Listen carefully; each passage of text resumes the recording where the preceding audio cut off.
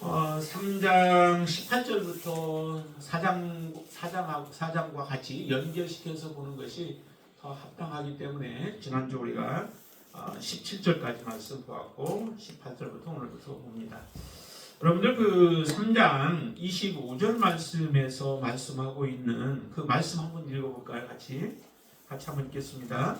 불의를 행하는 자는 불의의 보응을 받으리니 주는 사람을 외모로 취하심이 없느니라 라고 말씀하십니다. 혹시 이 말씀이 무슨 의미를 가지고 있는지 아시나요? 불의를 행하는 자, 악한 자들에 대해서 하나님께서 불의로 보응한다, 그런 의미도 있죠. 당연히 그 의미도 있지만은 오늘 이 본문은 모든 성경들은 대부분 다 성경 다른 데서 막 이렇게 가져와서 이야기를 하기보다는 보통 성경을 쓸 때 편지도 마찬가지죠. 이게 사도 바울이 이 편지를 쓸 때에 그 골로새에 있는 교회를 향하여서 이 편지를 쓸 때에 안에 내용들을 주어지고 그 내용 안에서 이 뜻을 우리가 풀어야만 그 뜻이 온전한 그 뜻이 되어지고 또 의도가 되어지죠. 그렇기 때문에 전반적으로 성경 전체에다가 적용해도 그렇게 큰 문제는 사실은 아니에요. 그렇지만은 오늘 본문 안에서 예를 들어서 오늘 본 18절부터 시작해서 24절까지의 말씀을 여기에다가 비추어서 본다면은 이 풀이를 우리가 어떻게 해석해야 더 정확할까라고 하는 것을 한번 생각해 보시라라고 하는 거죠. 거기에 보면 불의를 행한다라고 이렇게 표현을 하고 있어요. 그런데 불의를 행하는 것이 무엇일까? 나쁜 것을 저지르는 것도 불의이지만은 그러나 오늘 본문에서 얘기하는 것을 구체적으로 우리가 본다면은 이와 같은 것들이에요. 오늘 전체적인 내용에서 보면은 하나님의 오직 예수 사랑으로 살라라고 하는 그런 제목으로 붙이는데요. 그 예수 사랑으로 살라라고 하는 것이 과연 무엇일까? 어떻게 살아가는 것이 예수 사랑으로 살아가는 것일까? 여러분들 사랑에 대해서는 너무 많이 들어서 잘 아시잖아요. 우리가 모든 사람들이 그리스도인들은 하나님으로부터 사랑을 받았고 그 받은 사랑으로 우리가 세상을 사랑해야 된다라고 해서 세상을 사랑하라, 또 그리고 형제들을 사랑해라, 하나님을 사랑하고 이웃을 사랑하라 라고 하시는 하나님의 말씀을 너무도 잘 알아요.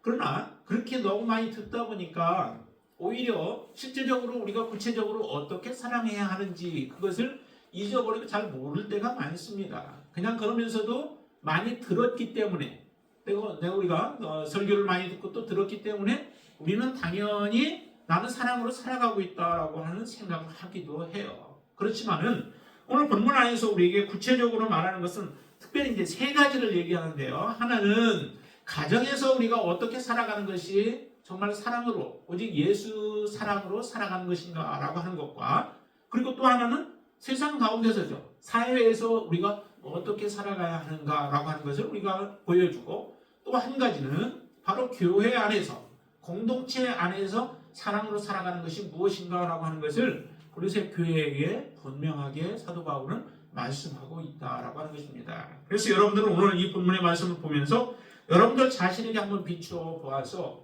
내가 정말 하나님의 말씀대로 그대로 내가 살아가고 있는가, 나의 부족한 부분이 성경에도 알지 못하여서 우리가 하나님을 잘못 섬기는 경우도 많이 있죠. 그러나 알지 못해서 잘못 섬겨도 그것도 잘못이에요. 알면서도 우리가 섬기지 않는 것도, 말씀대로 하지 않는 것도 그것도 죄이지만은 몰라서 우리가 하나님의 말씀대로 살지 못하는 것도 사실은 그것도 문제죠. 그렇죠? 모르기 때문에 제가 하나님 앞에 섰을 때 내가 몰라서 하나님 못 섬겼습니다 라고 말한다고 하나님 앞에 그게 합리화되어지지는 않는다라고 하는 겁니다. 우리가 알아야 하는 것은 예수 그리스도 안에 들어온 이후로 우리는 분명히 하나님을 알아가야 돼요. 그래서 성숙해 가는 거죠. 여러분들이 알아야만 하나님을 제대로 섬길 수 있게 되어지죠.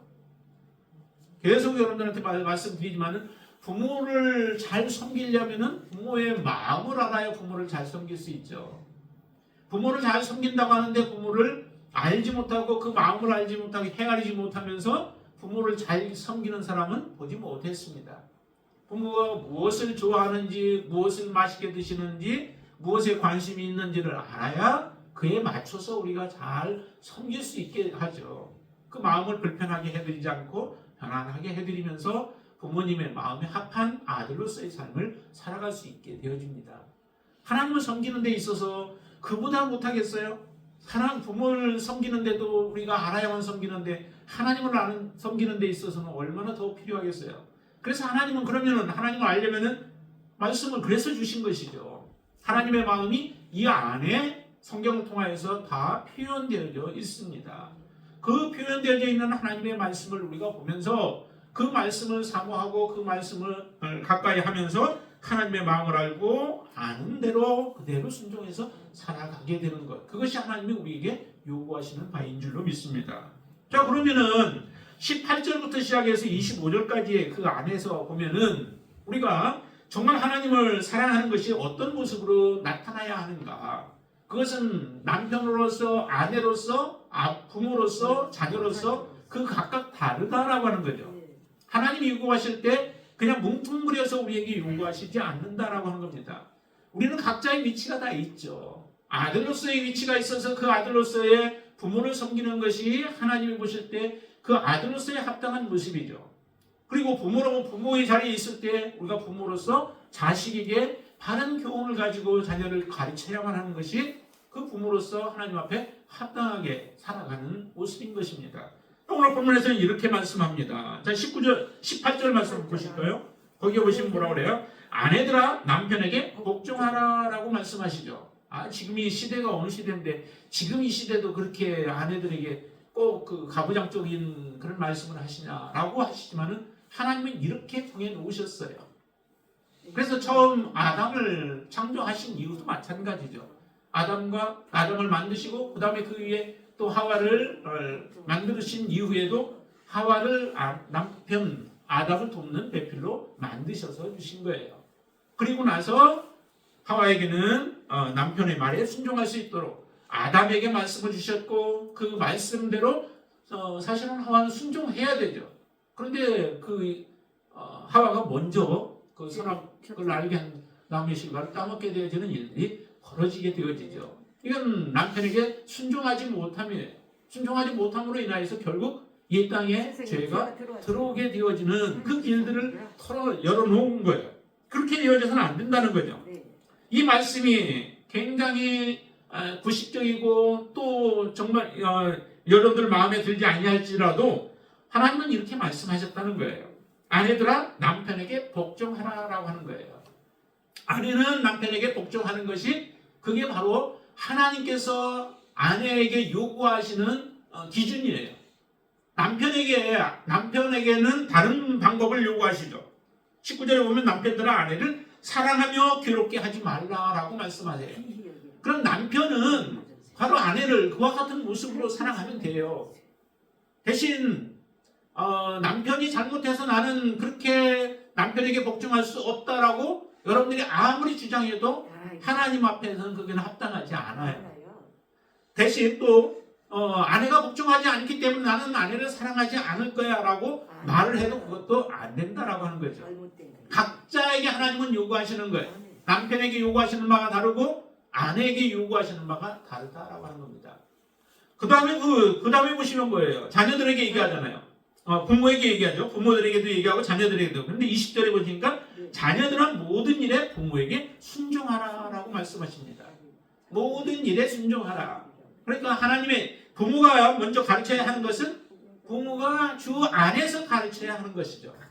주 안에서 가르쳐야 할 일이 바로 부모로서 부모가 해야 할 일이에요. 그리고 나서 자녀들은 그 부모의 말에 온전하게 순종하는 삶을 살아가는 것, 그것이 바로 자녀들에게 하나님께서는 요구하시는 기준이다라고 하는 겁니다. 이 기준들을 제대로 우리가 감당하지 아니하면은 그것을 보고 오늘 25절 말씀에 그렇게 말씀하신 거예요. 불의가 뭐냐? 불의는 곧 아내가 남편에게 순종하지 아니하는 것. 그게 바로 불의요. 남편이 아내를 사랑하지 아니하는 것. 그리고 아내를 괴롭게 하는 것. 이것이 바로 불의라고 하는 겁니다. 자녀가 부모에게 순종하지 아니하는 것이 불의요. 부모가 자녀를 하나님의 말씀대로 주 안에서 온전히 그들을 노엽게 하지 않고 그들을 키우지 아니하는 것. 이게 바로 부모가 잘못하는 것들이라고 하는 거죠. 하나님은 그것을 불의라고 말씀하시는 겁니다. 내가 하나님의 자녀인데 하나님의 예수 그리스도를 믿어서 하나님의 자녀로서 지금까지 살아왔는데 나의 삶의 모습에서 이러한 기준에 우리가 어긋나게 계속해서 살아오고 있다면은 우리의 삶은 지금 하나님 앞에 온전한 모습으로 서지 못한 거예요. 잘못된 삶을 살아가고 있는 것이다 라고 하는 거죠. 근데 이런 것을 이렇게 구체적으로 가르쳐 주시는 하나님의 말씀을 우리는 등에시하고 그냥 교회에 나가서 예배 드리고 그냥 교회만 잘 다니면은 그리고 조금 선한 일들 섬기는 일들 하면은 그것이 우리가 해야 할 일, 그리스도인으로서 해야 할 일을 다 한 것이라고 생각을 하지만 하나님은 그렇게 우리에게 말씀하시지 않는다라고 하는 겁니다. 자, 그러면은 가정에서는 이와 같이 해야 한다면은 사회에 나가서 사회에서는 어떻게 해야 할까요? 사회에서 해야 할 일은 지금 오늘 본문에 보면은 종들에 대한 부분을 말씀하시죠. 22절 한번 보실까요? 22절 말씀 같이 읽습니다. 종들아 모든 일에 육신의 상전들에게 순종하되 사람을 기쁘게 하는 자와 같이 분가림만 하지 말고 오직 주를 두려워하여 성실한 마음으로 하라. 그리스도인들에게 지금 주시는 말씀이죠. 세상 사람들은 원래 본래 악하기 때문에 그들에게 하나님은 이 기준을 요구하지 않습니다. 요구한들 하지도 못할 것이고 요구해도 그들은 따라오지도 못합니다. 그렇기 때문에 그들이 어떻게 살아가는가, 세상 사람들이 어떻게 살아가는가라고 하는 것은 중요하지 않아요. 하나님은 우리 그리스도인들에게 관심 있고 그리스도인들에게 초점을 맞추고 계십니다.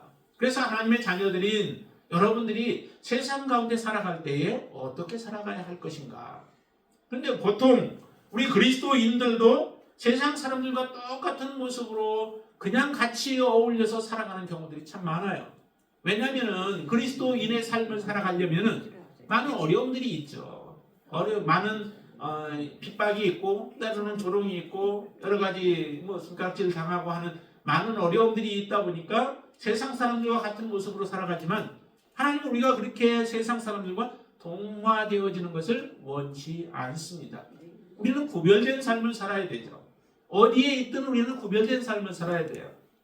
아까 오다 보니까 그 다니엘에 대한 말씀을 설교를 하시는 분이 한 분 계셨는데 그것을 듣다 보니까 다니엘의 모습 보세요.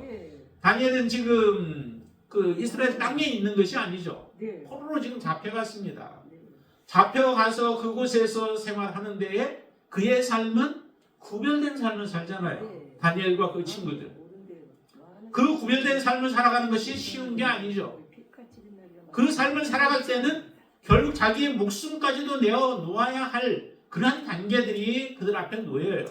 그렇지만 그런 죽음이 온다 할지라도 내가 하나님 앞에 온전한 모습으로 서는 것이 더 중요함을 알기 때문에 어떠한 핍박도 다른 사람들이 그 모함을 할지라도 그 모함에도 넘어가지 않고 우상에게 절을 하게도 절하지 않냐는 꿋꿋한 모습, 구별된 모습의 삶을 살아가는데 그들의 모습은 하나님이 지켜주심으로 인하여서 놀라운 하나님의 이름을 드러내는 삶을 살잖아요. 하나님이 그렇게 여러분들이 그리스도인이라면 여러분들에게 하나님은 이렇게 요구하신다는 거죠. 종들에게 분명하게 말씀합니다. 모든 일에 육신의 상전들에게 순종하라요. 모든 일에. 근데 상전들에게 우리가 순종하기보다는 또 뒷담화하고 뒤에 가서 우리가 뭐 하는 경우들이 더 많죠. 그것은 하나님은 기쁘시게 여기지 않습니다. 사람을 기쁘게 하는 자와 같이 눈가림만 하지도 말라는 거죠. 상전을 섬기는데 마음을 다해서 뜻을 다해서 힘을 다해서 주님을 섬기는 듯한 마음으로 섬기라라고 말씀합니다. 그것이 곧 주님을 섬기는 것이 되어지는 거죠. 그래서 소자 하나에게 물 한 그릇 떠준 것도 하나님은 기억하시는 거예요. 그게 바로 주님과 같은 한 사람, 고통당하고 있는 사람을 외면치 아니하고 그 사람에게 사랑을 베푸는 것이 곧 주님께 한 것이다 라고 주님은 분명히 말씀하시잖아요. 내가 오게 있을 때 너희가 나를 찾아보았고 내가 병들었을 때 돌보았고 먹을 거 없을 때 먹을 거 주었다라고 하는데 주님께 직접 주었나요? 아니에요. 그냥 고통당하는 소외된 사람들, 어려운 사람들을 향하여 베푼 손길이 곧 주님께 한 것으로 하나님은 그렇게 받아주시는 겁니다. 아브라함이 천사들을 대접할 때 천사인 줄 알고 대접했나요? 아니죠. 그냥 거류인입니다. 처음에 그 아브라함의 눈에 들어온 사람들은 그냥 사람이에요. 그 사람들을 자기가 할 수 있는 최선의 방법들을 다 동원하며 예의 있게 모든 것들을 섬길 때에 그 사람들이 천사였던 것을 알게 되고, 그래서 부지중에 천사를 섬겼던 아브라함의 모습을 보여줍니다. 그 모습 속에서 우리가 보아야 할 것이 뭐예요? 바로 우리가 평상시의 모든 삶이 바로 이것이 일상의 삶이 되어야 한다라고 하는 겁니다. 종들과 같이 모든 일을, 내게 맡겨진 일을 하나님이 맡기신 것과 같은 심정으로, 마음으로 그것을 받아들이며 그 역할을 감당하는 거죠. 아내에게 주어진 그 사명을 여러분들이 아내로서 마땅히 해야 할, 주님을 섬기듯이 남편에게 그렇게 섬겨나라고. 왜냐하면 그 사라도 그렇게 했잖아요. 아브라함을 뭐라고 불렀어요? 예, 주라고 불렀잖아요. 아브라함을 주라고. 그냥 주라고. 뭐 의미 없이 그냥 그렇게 한 것처럼 보이지만 정말 아브라함을 정말 그렇게 불렀습니다. 실제적으로. 그래서 그렇게 한 것과 같이 여러분들의 마음속에 남편에 대해서 존경하는 마음을, 또 주와 같은 마음을 가지고 섬기게 되어진다면 모든 부분들에 있어서 문제가 되어질 게 하나도 없죠. 그리고 그런 아내를 사랑하고, 주님이 교회를 사랑할 때에 교회가 정말 하나님 앞에 잘한 일들이 있어서 교회를 위하여서 예수님이 그 몸을 주셨나요? 우리는 아직 죄인 되었고 원수 되었고 죄인 되었을 때에 주님께서 우리를 위하여 십자가의 죽으심을 당하신 거예요. 그러니까 그 모습을 보면은 무언가 사랑받을 만한 모습이 있어서 사랑하지 않았고, 가치가 있어서 그 가치 때문에 주님이 그 목숨을 내어놓지 않으셨다라고 하는 거죠. 그 주님이 살아가는 모습들을 바라보면은 우리가 이 땅에서 살아가는 모습 가운데 잘못된 부분들이 참으로 많이 있습니다. 그것을 하나하나 하나님이 우리에게 깨닫게 해주시는 대로 그 부분들을 내려놓고 하나님 앞에 기도하며 우리를 바르게 하나님 앞에 세울 때에 하나님의 자녀로서 우리는 온전하게 설 수 있게 되어지죠. 자, 그럼 종들에게만 이렇게 요구하느냐? 아니죠. 상전들에게 또 요구하잖아요. 내가 상전의 위치에 있을 때는 그럼 어떻게 해야 할까? 종의 위치에서는 주인의 상전에게 온전하게 순종하면서 살아가는데, 내가 그럼 하나님께서 우리를 높여주셨어요.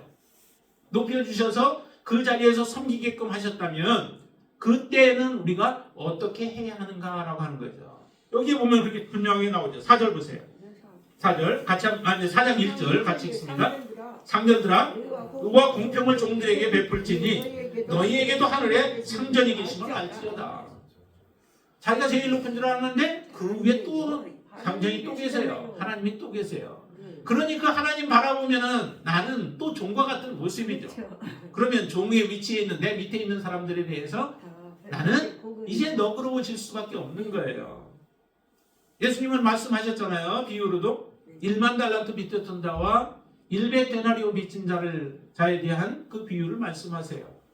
1만 달란트 빚을 탕감받았으면 반드시 어떻게 해야 돼요? 100데나리온 빚진 자, 그 사람을 만나면 내가 탕감은 받았지만은 아직 내 그래도 수중에 있는 게 없어요. 다 그냥 탕감 받은 거잖아요. 그래서 100데나리온이 나에게는 더 구미가 당길지 몰라도 100데나리온은 어떻게 해야 돼요? 용서해 주는 거죠. 탕감해 줘야 하는 거죠. 그게 바로 1만 달란트 탕감 받은 것을 지속적으로 내 안에서 역사할 수 있도록 하시는 그 비결인 겁니다. 100데나리온은 아까워서 그거 받으려고 하면은 1만 달란트를 다시 내야 하는, 영원히 하나님의 심판 가운데 놓일 수밖에 없다라고 하는 것을 우리는 기억하셔야만 합니다. 그래서 상전들도 마음대로 할 수 없는 거예요. 그래서 상전들은 어떻게 해요? 의와 공평을 종들에게 베풀어야 한다는 거죠. 상전이 의와 공평을 베풀지 못하고 공정하게 모든 일들을 처리하지 아니하고 자기 마음대로 자기 힘이 있고 능력이 있다고 자기가 하고 싶은 대로 모든 것들을 행하는, 그것은 곧 뭐예요? 그게 바로 불의라고 지금 말씀하시는 겁니다. 여러분 안에 불의가 있으신가요? 여러분들의 삶을 돌아보면은 내 위치를, 내 역할을, 그 위치, 내 자리를 바라보면은 내가 어떤 일을 해야 하는가라고 하는 것이 나올 수 있게 돼요. 내 위치에 따라서 그 역할에 따라서 하나님은 우리에게 요구하십니다. 더 많이 받은 사람들에게는 더 많이 요구하신다라고 말씀하시죠. 적게 받은 사람들에게는 적게 요구해요. 그러나 모든 사람들에게 하나님의 자녀들에게는 다 요구하시는 거죠. 사실 하나님의 자녀들은 적게 받은 자가 없습니다. 모든 사람들이 달란트에 조금 차이는 있을지 몰라도 가장 큰 것, 가장 중요한 것을 다 받은 사람들이에요. 어느 누구든, 여러분들 가운데 어느 누구든 나는 하나님으로부터 적은 거 받았으니까 난 적은 것만 하나님 앞에 드릴 거야 라고 말할 수 있는 사람은 아무도 없다는 겁니다. 여러분들이 분명히 하나님의 자녀들이기 때문에 하나님으로부터 정말 가치로 상상할 수 없고 생각할 수도 없는 그런 큰 사랑과 은혜를 받은 사람들이 여러분들이에요. 그렇기 때문에 그 사랑으로 지금 보면은 이 모든 것들이 그 사랑이 여러분들 안에 있을 때에 이대로 순종하며 살아갈 수 있는 겁니다. 그렇잖아요. 옆에 사람, 다른 집 사람들과 비교해 보면은 비교하면은 감사가 나오지 않고 섬김이 나올 수 없고 복종이 나올 수 없고 또 사랑으로 살아갈 수 없습니다. 그러나 그것과 상관없이 그거는 그렇게 작은 거라고 저는 생각이 돼요. 지난 주일에도 한번 그 우주에 대해서 잠시 말씀드렸지만은 뭐 짧게 얘기했지만은 정말은 이 지구라고 하는 것이 우주 안에서 지구는 어떤 존재일까요? 여러분들 좀 깊이 좀 생각을 많이 해보시나요? 정말 먼지만도 못하는 거예요. 먼지만도. 그 크기로 따지면은 그렇잖아요.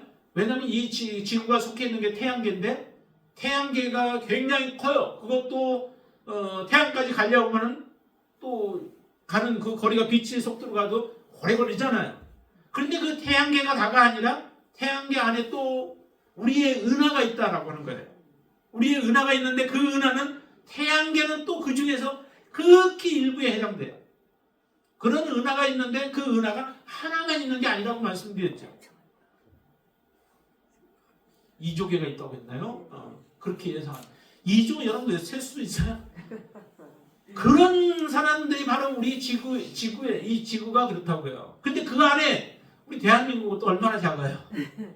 지도에 보니까 굉장히 작더라고요. 네. 그 작은 가운데서도 세종이라고 하는 이 지역 그리고 여러분들 처하고 있는 그 자리가 얼마나 해요. 그런데 우리는 옆에 사람들을 보면서 그게 전부인 것처럼 살아가요. 거기에다가 우리는 목매어 살아가고 있는 모습을 보면은 얼마나 우리가 어리석은 모습인데 좀 높이 우리가 다시 한번 올라가서 이 세상을 바라보고 조금만 올라가도 그렇잖아요. 비행기 여러분들 타보셨죠? 여행 갈 때. 비행기 타보니까 어때요? 밑에 조금 더 올라가니까 뭐 그 집이 그 집이고 아파트 큰 거 뭐 있든 작은 거 있든 별 것도 없고 다 그렇잖아요. 참 그런 모습으로 우리의 자신을 삶을 돌아보고 내가 지금 하나님 앞에 믿음으로 어떻게 살아가고 있는가를 돌아본다면은 우리가 지금 순종하지 못하는 부분들을 순종할 수 있게끔 하신다라고 하는 겁니다. 그래서 여러분들은 아내로서 또 남편으로서의 하나님이 말씀하신 대로 순종함으로 불의를 행하는 자가 아니라 하나님의 의를 행하는 자가 되어지고 하나님의 영광을 드러내는 사람들이 되시기를 바랍니다. 그리고 나서 또 이제 사회에서는 그렇게 하지만은 그 다음 교회에서는 그럼 어떻게 해야 할까요? 사회에서 해야 할 것 한 두 가지만 더 본다면은 2절 말씀, 4장 2절 말씀 한번 보세요. 2절 말씀, 기도를 계속하고 기도에 감사함으로 깨어있으라라고 말씀하시죠. 감사함으로 항상 기도하라라고 하는 거예요. 여러분들 항상 감사하시나요? 조그마한 일만 있어도 여러분들 감사가 사라지는 것 같은데 그리고 불평이 나오고 그러지 않나요? 정말 그러지 않는다면은 여러분들이 바로 그런 사람이 성령 충만한 사람이고요. 또 그런 사람이 정말 하나님의 은혜를 아는 사람이에요. 우리가 작은 일 하나하나 일어날 때마다 좋은 일 일어나면 기뻐하고 또 안 좋은 일 일어나면 또 슬퍼하고 화내고 이런 모습들로 살아가는 게 그리스도인의 삶이 아니라는 거죠. 사도 바울의 모습 보세요. 뭐 사랑하면서 이제 의분을 내고 화를 내고 하는 부분이 있을지 몰라도 그의 삶은 흐트러짐이 없습니다. 매를 맞아도 그러고 고난을 당해도 그러고. 사도 바울은 오직 주님 알아가는 것, 주님의 말씀대로 순종하는 것, 복음을 증거하며 또 하나님을 드러내기를 원하는 그 마음으로 일편단식 그 마음으로 살아가기 때문에 흔들림이 없는 거예요. 우리는 세상적인 모습으로 살아가게 되어지면 우리는 항상 이와 같은 모습으로 우리의 감정에 끌려서 살아가는 어리석은 삶이 되어지죠. 주님은 원하십니다. 항상 감사하는 가운데서 계속 항상 기도하라라고 말씀하십니다. 그렇게 하고 계신 거예요. 그리스도인들에게 요구하시는 지금 사도 바울이 말씀하고 있는 그런 말씀입니다. 또 한 가지를 보면은 그거는 5절 말씀 보세요. 5절 같이 한번 읽어볼까요? 외인에게 대해서는 지혜로 행하여 세월을 아끼라. 외인에게 다른 사람들에 대해서는 지혜로 행하여 세월을 아껴라 라고 말씀합니다. 세월이 지금 악하다라고 얘기를 하죠. 얼마 남지 않았습니다. 뭐 정확하게 어떤 때인지는 모르지만은 하나님이 계속 말씀하시는 것처럼 요즘 왜 이렇게 전쟁의 소문들이 더 많이 들려올까? 우크라이나와 러시아의 싸움이 있는데 또 거기다가 또 지금 미국과 이스라엘과 해서 이란과 지금 싸우고 있고 또 다른 지역들 또 싸우고 있고 또 언제 또 2027년 되면 또 뭐 어디 쳐들어가서 싸우겠다고 하고 별의별 소리들이 지금 계속 들려오잖아요. 난리와 난리의 소문들이 마지막 때에 우리에게 들려올 것이다 라고 얘기를 해요. 그리스도인들은 이러한 때 뭐라고 그래요? 깨어 있으라는 거죠. 깨어 있으라는 거죠. 그리스도인들은 나는 언젠지는 몰라요. 그러나 세상이 돌아가는 모습들을 보면은 이제 얼마 남지 않았구나라고 하는 것들을 알게 될 것이라는 거죠. 빛의 아들들이 그것도 모르면 되겠어요. 어둠의 자식들은 세상을 분별하면서 살아가는데 우리가 그걸 모르면 되겠어요. 그렇기 때문에 항상 기도하면서 우리가 살아가는데 그 가운데서 특별히 세월을 아끼라. 은혜의 때는 언젠가는 멈춰질 때가 있습니다. 계속 이루어지지 않습니다. 하나님의 은혜의 때가 멈춰질 때, 성령의 역사가 이제 멈춰지게 되어지면 하나님의 심판이 이루어지겠고 그 전에 하나님은 우리에게 아직은 구원의 문을 열어놓으신 거예요. 우리가 하나님 앞에 바르게 서는 것이 먼저 해야 할 일이고 그리고 두 번째는 우리를 통하여서 아직도 하나님의 백성들 구원할 자들을 우리가 구원해내는 일들이 우리가 해야 할 일들이죠. 반드시 그와 같은 때가 있기 때문에 세월이 언제나 다 하나님께서는 열어놓아서 아무 때나 내가 갈 수 있다라고 하는 게 아니라 우리는 긴박성을 가지고 살아가야 된다는 거죠. 왜 요한계시록에 보면은 그렇게 말씀하세요. 속히 오리라라고 하시는 말씀들을 많이 하잖아요. 왜 속히 온다고 그래요? 우리가 그만큼 이 땅에 살아가는 동안에 긴박감을 가지고 살라는 거예요. 준비하며 살라는 거예요. 그렇게 살아도 사실은 우리가 하나님 앞에 온전하게 살아가기가 쉽지 않은데 너무 해이한 모습으로 살아가면 우리는 하나님 앞에 온전하게 서지 못한다라고 말씀하시기 때문에 그렇습니다. 자, 세상에서는 그렇게 살아가야 되고 또 그러면 교회에서는 우리가 어떻게 살아가야 할까요? 자, 7절 말씀에 보면은 이렇게 말씀합니다. 두기고와 내 사냥을 다 너희에게 알려주니 그는 사랑받는 형제요 신실한 일꾼이요 주 안에서 함께 종이 된 자니라고 하면서 여러 사람들을 이야기를 해주죠. 거기에 등장하는 사람들 두기고도 나오고 오네시모도 나오고 또 그리고 유스도도 나오고 마가도 나오죠. 또 에바브라가 나오고 등 이렇게 여러 사람들이 나와요. 그러면은 교회 안에서는 누가 중요한가? 돈 많은 사람들 아니면 세상적으로 유명한 사람들이 중요한 것이 아니라 교회 안에서 중요한 사람은 정말 신실한 일꾼들 그리고 함께 종이 된 사람들 이 사람들이 중요한 사람이라는 거예요. 근데 교회도 세상화되어져서 세상에서 높은 사람들이 오면 예배 시간에도 그런 사람들을 이렇게 소개를 하는 경우가 참 많아요. 잘못된 부분들이죠. 정말 중요한 건 하나님 앞에서 우리가 서 있고 하나님을 기쁘시게 하려면 믿음으로 서서 하나님 앞에 헌신된 모습으로 살아가는 그 한 사람 한 사람들이 정말 귀하고 소중한 사람들이죠. 그런 사람들을 귀하게 우리가 생각해야 돼요. 그래서 신실하고 주 안에서 함께 종되는 그런 사람들을 귀히 여기라는 거예요. 여기는 영접하라라고 이렇게 표현을 하고 있죠. 그냥 이런 사람들 가니까 너희들 영접해? 그게 아니라 정말 교회는 이렇게 되어야 한다라고 하는 거예요. 공동체는 하나님 앞에 하나님에게 헌신된 사람들, 하나님의 일을 위하여서 함께 종이 된 사람들, 진실한 사람들이 정말 대접을 받고 그런 사람들을 우리가 위하고 그런 사람들을 받아주고 그런 사람들을 귀히 여기는 그런 공동체가 되어야 합니다. 그런데 내가 또 그런 사람이 되어야 되죠. 다른 사람들이 되어지는 것 보면서 우리가 따라가는 것도 중요하지만은 내가 그 한 사람이 되어지는 거예요. 그렇게 되어질 때에 우리는 그게 바로 하나님의 예수 그리스도를 믿는 온전한 믿음으로 우리가 살아가는 거고 하나님의 사랑으로 살아가는 사람인 줄로 믿습니다. 그리고 또 하나 우리가 보면은 16절에 보시면은 16절은 이렇게 말씀하시죠. 이 편지를 너희에게 읽은 후에 라오디게아인의 교회에도 읽게 하고 또 라오디게아 교회로부터 오는 편지를 너희도 읽으라 라고 말씀해요. 이 말씀을 쓰신 것 편지를 서로 돌려보며 편지를 돌려 읽으면서 뭐가 되겠어요? 서로 은혜를 받게 되어지는 거죠. 라오디게아 교회에게 쓴 편지 아니면 골로새 교회에게 쓴 편지 이 편지들을 읽으면서 골로새 교회 편지를 읽으면 예수 그리스도가 어떤 분이신가라고 하는 것을 우리가 알게 되죠. 그러면서 예수 그리스도를 섬기게 되어지고 사랑하게 되어지고 더 가까이 나아가게 되어지는 이런 축복이 있잖아요. 그러니까 편지들을 서로 나누어서 같이 읽으라는 거죠. 그럼 이런 것은 곧 교제를 이야기하죠. 편지를 나누어 읽으면서 서로 다른 사람들과 교제하라는 거예요. 우리 그 공동체라고 하면서 서로 간에 교제가 없다면은 우리의 모습이 세상 사람들과 다를 바가 무엇이 있겠어요? 우리는 세상적인 교제가 또 아니에요. 예수 그리스도 안에서의 교제가 이루어져야 되죠. 주 안에서 여러분들이 교제를 나눌 때에 그게 바로 예수의 사랑으로 살아가는 삶인 줄로 믿습니다. 그 교제를 소홀히 여기지 않게 되시길 바랍니다. 17절 같이 또 있습니다. 아키포에 이르기를 주 안에서 받은 직분을 삼가 이루라고 하라라고 말씀하시죠. 뭐 하라고요? 받은 직분, 받은 직분을 삼가 이루라라고 하는 거예요.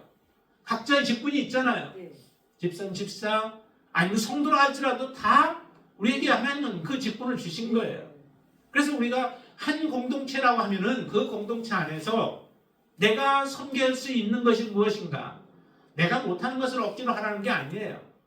내가 할 수 있는 마음을 다해서 마음만 있으면 할 수 있는 것들을 우리가 함께 함으로 인하여서 그게 바로 공동체를 건전하게 만들고 공동체를 성숙하게 만드는 그 비결인 거죠.